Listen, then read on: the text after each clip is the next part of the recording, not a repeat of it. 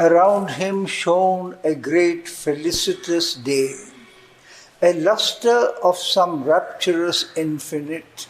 It held in the splendor of its golden laugh regions of the heart's happiness set free, intoxicated with the wine of God, immersed in light, perpetually divine. A favorite and intimate of the gods, obeying the divine command to joy, it was the sovereign of its own delight and master of the kingdoms of its force. Assured of the bliss for which all forms were made, unmoved by fear and grief and the shocks of fate, and unalarmed by the breath of fleeting time, and unbesieged by adverse circumstance, it breathed in a sweet, secure, unguarded ease, free from our body's frailty, inviting death, far from our danger zone of stumbling will. It needed not to curb its passionate beats, thrilled by the clasp of the warm, satisfied sense and the swift wonder rush and flame and cry of the life impulse's red, magnificent race. It lived in a dual rhythm of the laughter of God and lay on the breast of universal love.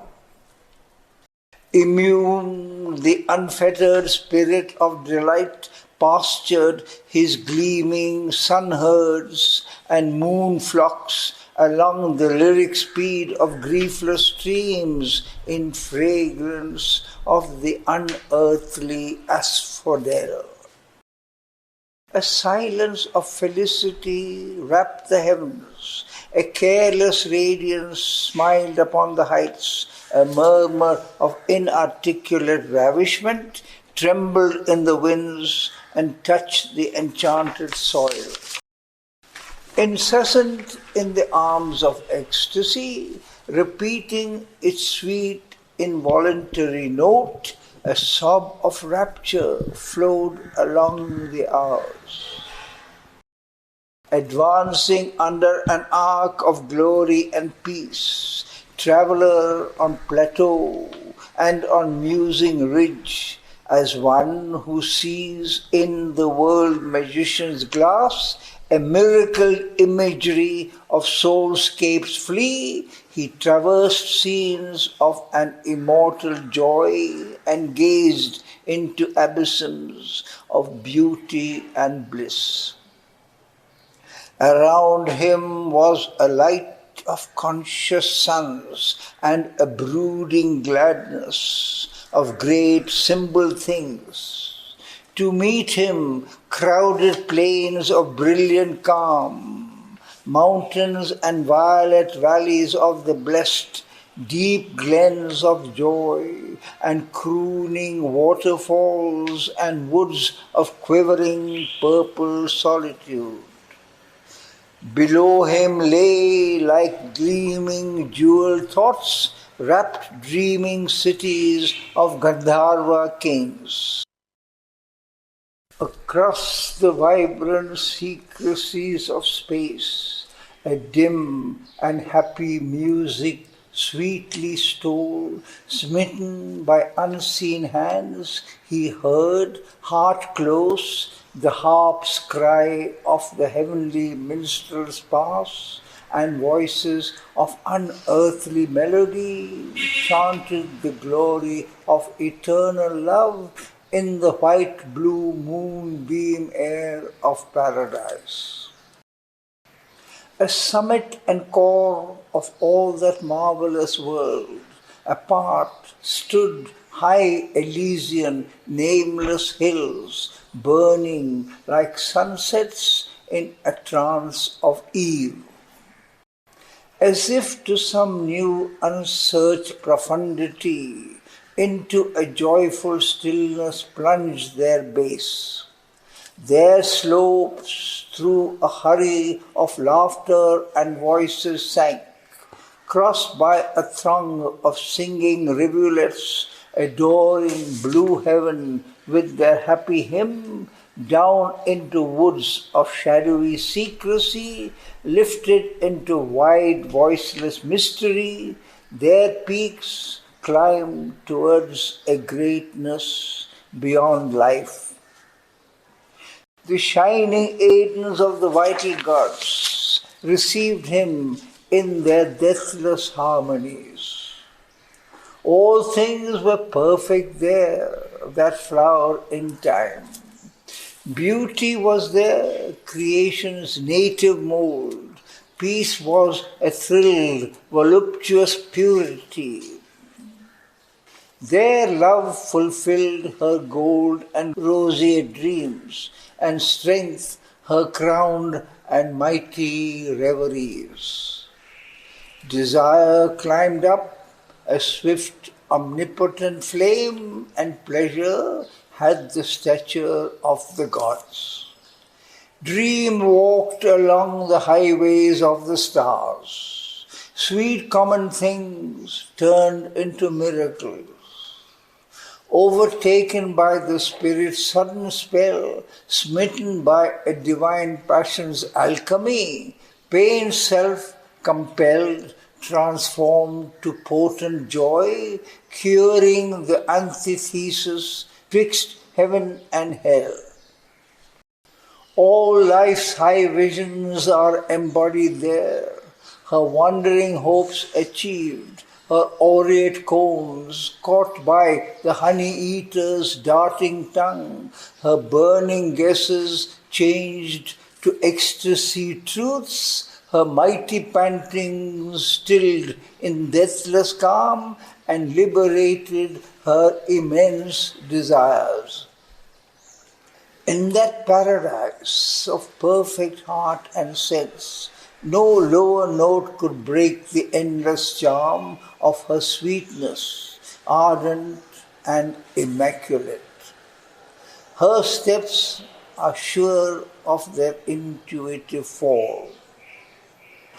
After the anguish of the soul's long strife, at length were found calm and celestial rest, and lapped in a magic flood of sorrowless hours, healed where his warrior nature's wounded limbs in the encircling arm of energies that brooked no stain and feared not their own bliss. In scenes forbidden to our pallid sense, amid miraculous sense and wonder hues, he met the forms that divinize the sight, to music that can immortalize the mind and make the heart wide as infinity, listened and captured the inaudible cadences that awake the occult ear. Out of the ineffable hush, it hears them come, trembling with the beauty of a wordless speech and thoughts too great and deep to find a voice, thoughts whose desire new makes the universe. A scale of sense that climbed with fiery feet to heights of unimagined happiness, recast his being's aura in joy glow, his body glimmered like a sky shell.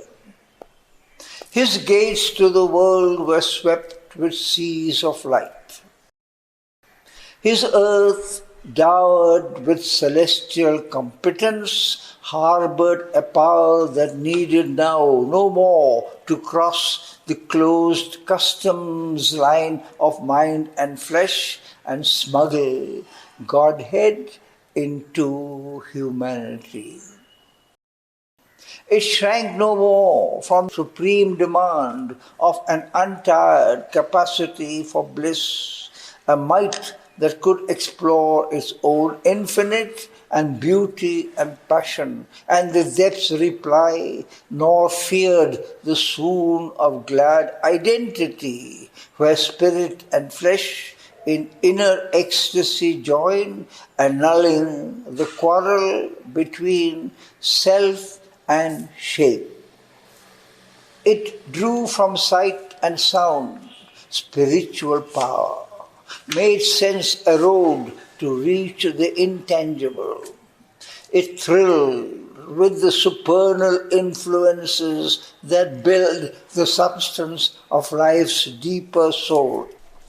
Earth nature stood reborn, comrade of heaven, a fit companion of the timeless kings. Equalled with the godheads of the living suns, he mixed in the radiant pastimes of the unborn, heard whispers of the player never seen, and listened to his voice that steals the heart and draws it to the breast of God's desire, and felt its honey of felicity flow through his veins like the rivers of paradise, made body a nectar cup of the Absolute. In sudden moments of revealing flame, in passionate responses, half unveiled, he reached the rim of ecstasies unknown. A touch supreme surprised his hurrying heart. The clasp was remembered of the wonderful, and hints leaped down of white beatitudes. Eternity drew close, disguised as love, and laid its hand upon the body of time. A little gift comes from the immensitudes, but measureless to life its gain of joy. All the untold beyond is mirrored there. A giant drop of the bliss unknowable overwhelmed his limbs, and round his soul became a fiery ocean of felicity. He foundered, drowned in sweet and burning vasts. The dire delight that could shatter mortal flesh, the rapture that the gods sustain, he bore. Immortal pleasure cleansed him in its waves, and turned his strength into undying power. Immortality captured time and carried life.